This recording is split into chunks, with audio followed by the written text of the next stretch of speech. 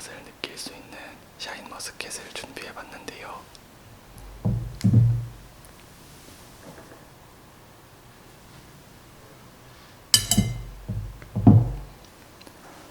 먹다 보면 안에 설탕이 들어있나, 꿀을 묻혀놨나 하실 정도의 맛인데요. 제가 한번 살짝 맛보도록 하겠습니다.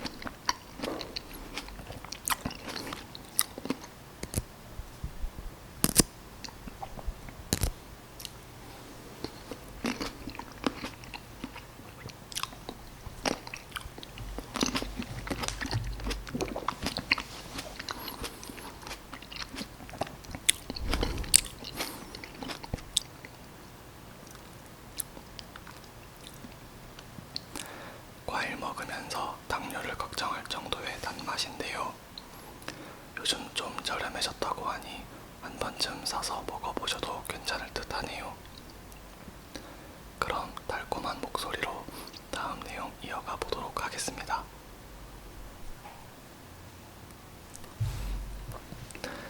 안녕하세요. 여러분은 지금 하루라도 안 들으면 달팽이관의 현기증이 나는 동계 ASMR과 함께하고 계십니다. 오늘은 2019년 동계 플러스에 실린 칼럼 2개를 읽어드릴 텐데요. 이 책입니다.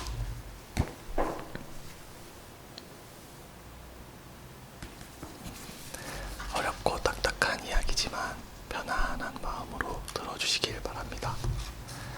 깊은 잠에 빠져들기 전 재생해 놓으시고 좋아요와 알람 설정도 꾹꾹. 그럼 일상 속에서 작은 힐링이 되고픈 동계 ASMR 지금 시작하겠습니다.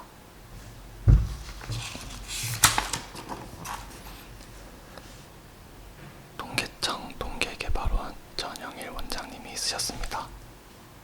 사회지표의 진화와 할머니의 웃음. 잠깐 배려와 양보, 교통약자석입니다.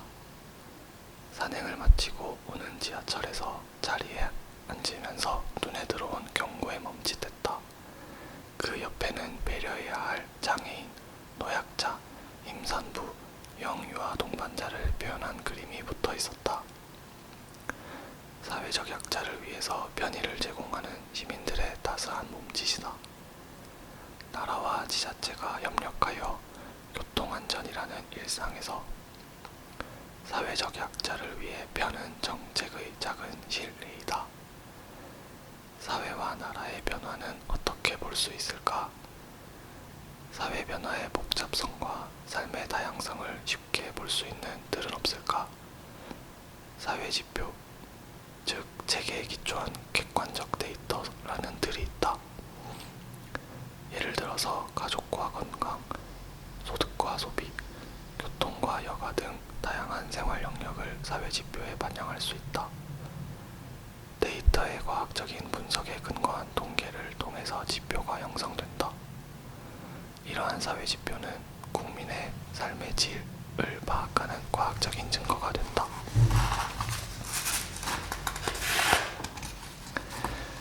그리고 이 증거에 기반하여 사회 관련 정책을 설계, 이행, 평가함으로써 효과적인 국정 운영이 되도록 하는 것이 소위 증거 기반 정책이다. 영국의 국정 운영은 20여 년 전에 증거 기반으로 전환하였고 우리도 이제 10여 년이 되었다. 미국도 최근 증거 기반 정책을 모든 부처에서 실행하고 있다. 국내에서 보편적으로 활용하고 있는 사회지표로는 한국의 사회지표, 국가 주요 지표, 국민 삶의 질 지표가 있다. 그리고 유엔 주도하에 세계적으로 추진하는 지속가능 발전 목표가 있다. 한국도 양질의 일자리 증진, 포용적인 제도 구축 등 17개 목표 이행에 적극적으로 참여하고 있다. 그런데 주목할 점은 국내외 각 사회지표는 출발 등의 동기, 지표의 틀, 발전 과정 등에서 다양하다는 것이다. 이러한 다양성 또는 상이성 및 지표 체계의 일관성 부재는 사회지표에 대한 인식의 혼란과 데이터에 대한 신뢰 저해를 가져올 위험성이 있다. 이러한 점에서 최근 한국삶의 질학회에서 실시한 국가지표 체계 간 위상관계 조정, 지표 표준화, 서비스 통합 방안 연구의 결과는 시사하는 바가 크다. 특히 사회지표들을 합리적으로 조정, 통합해보자는 포괄적인 구상은 국가발전, 국민 삶의 질, 지속발전을 아울러 측정하는 통합적 사회지표 체계를 구축할 수 있다는 가능성을 보여준다.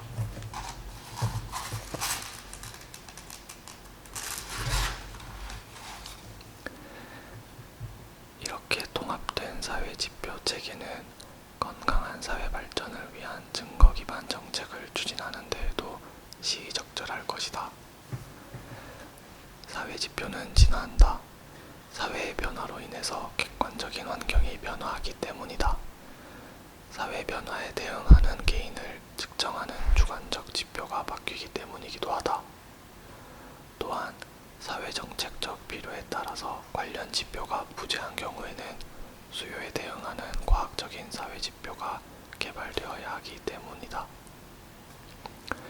전철에 손자와 다정히 앉아있던 할머니의 미소 띤 얼굴, 사회지표의 데이터 가치, 증거 기반 정책의 궁극적인 효과는 보통 사람이 누리는 일상의 행복 가운데서 엿볼 수 있지 않을까.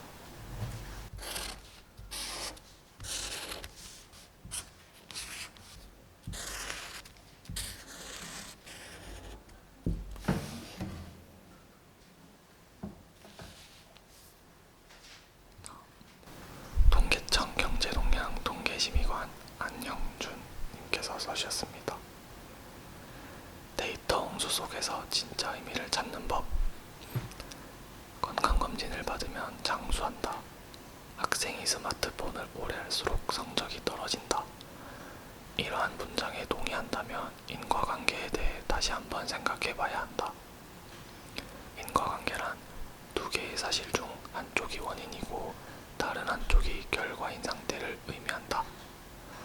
즉, 건강검진이라는 원인에 의해 장수라는 결과가 발생했다면 이 관계는 인과관계라고 할 수 있다.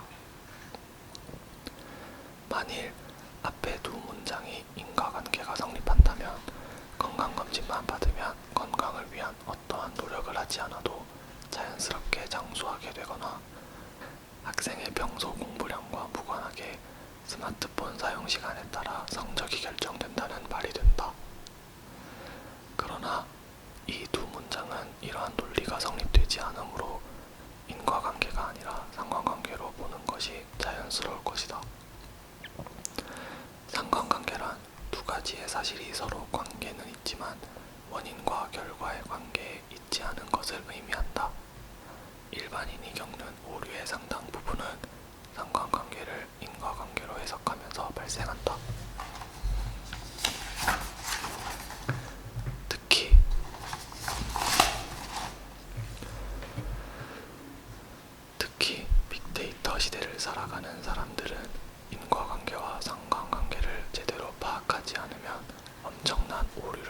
수 있다.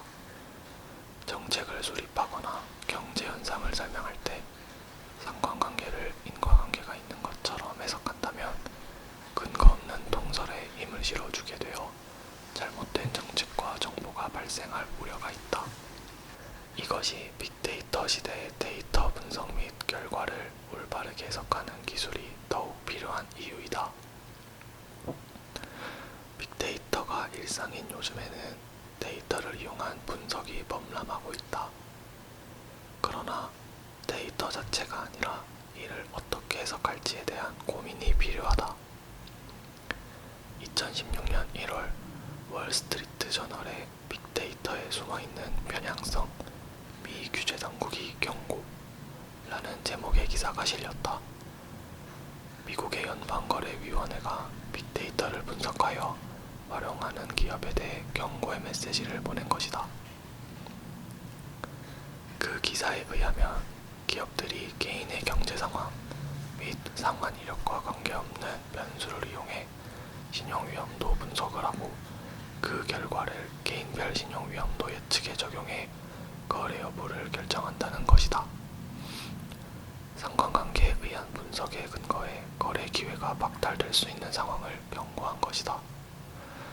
데이터 간 상관관계가 있다는 것과 인과관계가 있다는 것은 다르다 라는 점을 지적한 것이다. 어떤 사실이 존재하고 구체적인 숫자로 표현된다면 그것이 데이터가 된다. 데이터 속에서 정확한 인과관계를 찾아내는 것은 데이터를 통해 진실을 파악하기 위한 것이다. 이러한 의미에서 볼 때 코스탯 통계플러스의 데이터 분석 이슈 보고서는 데이터의 원인과 결과를 분석하고 진실을 파악하기 위한 좋은 사례이다.